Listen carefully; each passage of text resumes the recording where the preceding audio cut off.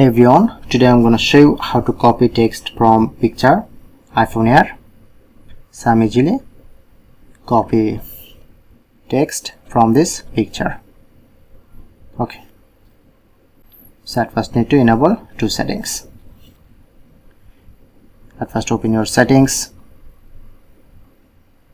general, software update. Update your iOS 26. I'm already updated my iOS 26. So go back, open settings again, scroll down, Apple Intelligence and Siri. Make sure to turn on Apple Intelligence.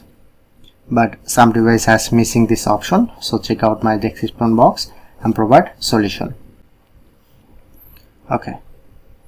At first need to enable and open settings again. Go to search option.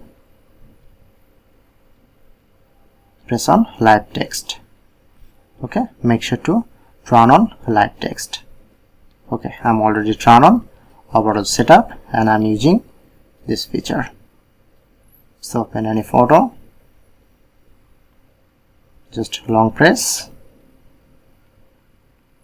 Okay, then you get this option, copy, and you just paste here.